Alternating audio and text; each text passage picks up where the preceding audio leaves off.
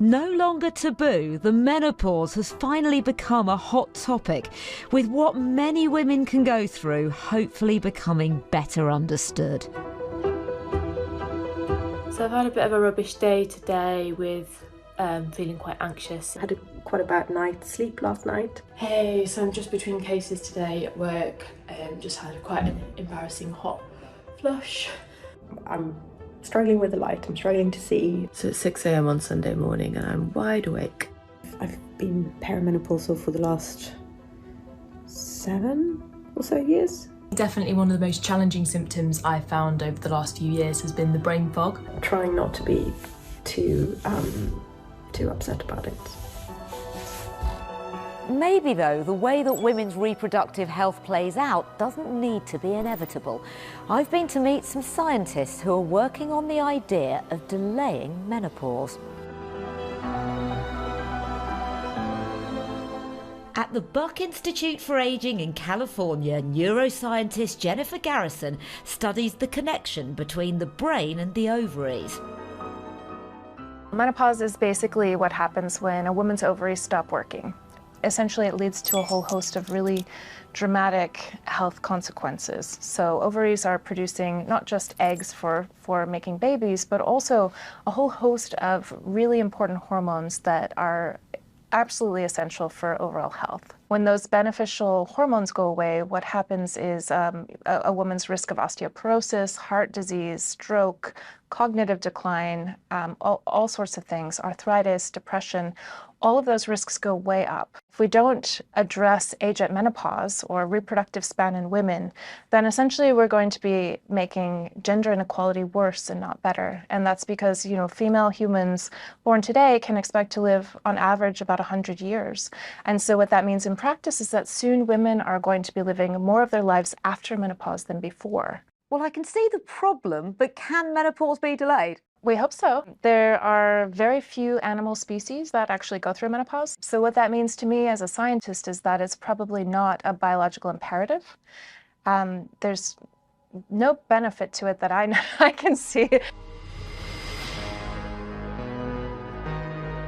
Combine the latest scientific understanding of menopause and the often symptomatic years running up to it, the perimenopause, with big data, and things get really interesting.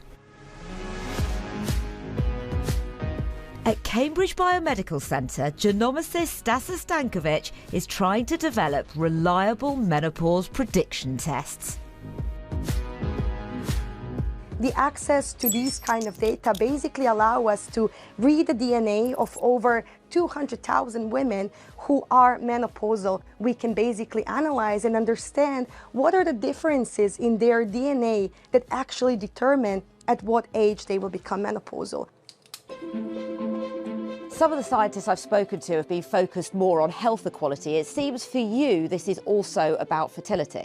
We actually capture both sides. It is really necessary for the tests in the clinic to have long-term predictive potential. And at the moment, they just tell you whether you are menopausal or not. But once you detect the problem of infertility, you're usually too late to do anything about it, such as go through IVF or cryopreservation. What our test might do is the long-term predictive capability, which means that you will be able to plan your family and fertility journey extremely early on so that you don't end up in the situation of unexpected infertility where you don't have a solution how to battle it. How close are we to tests that can do that reliably being available for anyone to use? We are at about 60% reliability, which means we lack around 20% more to enter the clinical practice. Experts can't agree on exactly how much genetics impact the exact time of menopause. Stasser estimates it to be around 60%, the rest being down to lifestyle or health, stress or medical issues. But particularly for those who do face it early, these tests could give some clarity. When I found out I was going through an early menopause, I think I was quite taken aback. I'd been on the oral contraceptive pill for quite a number of years, and I recently had a relationship breakdown, so I came off that, and it was whilst I'd come off the pill that I started getting some hot flush symptoms. And I hadn't really thought much of it at the time, but after it was happening every day, I went to the doctor to get some blood tests, and everything kind of started to unravel slowly from there, really. And it wasn't until I went through several diagnostic tests that I actually found that it was too late and I'd gone through the menopause, and I wasn't then able to have children, and I was infertile. So that was quite a lot to take on at the age of 31. Unless, of course, you could then take a drug to delay it. The imperative for someone like Siobhan may be greater, but research into developing therapeutics to do so is aimed at all women.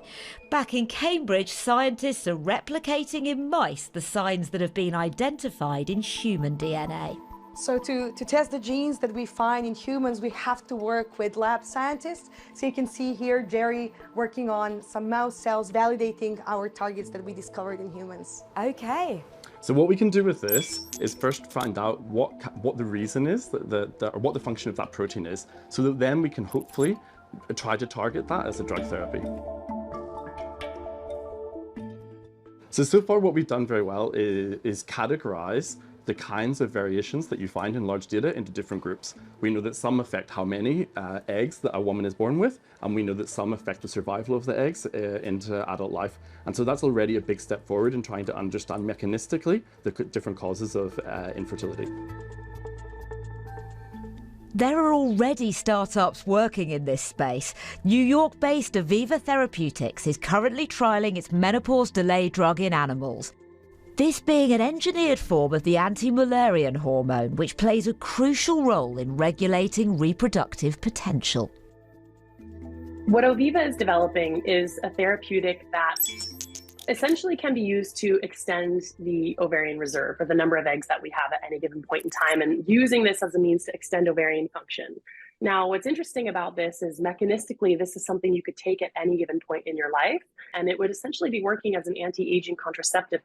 And this therapeutic is something that you could start taking once you're in your 40s, whether you're finished having your family or perhaps you don't want children. It would be easily used at a later date closer to when you might enter menopause as a means to really stave that off. Health risks vary pre- and post-menopause. Exposing the body to hormones for longer can be associated with a higher risk of breast, ovarian or endometrial cancers. Whether this method of delay might impact that cancer risk in humans is unclear, though so far there's no evidence of this in animal studies. The likelihood of toxicity is quite low, but there's a lot that we need to better understand about the consequences of having that as a therapeutic, but then also extending the function of the ovaries for longer. So I think ideally we'd be able to take this therapeutic for a number of years, essentially for as long as we would want to forestall menopause. But have there been moody mice?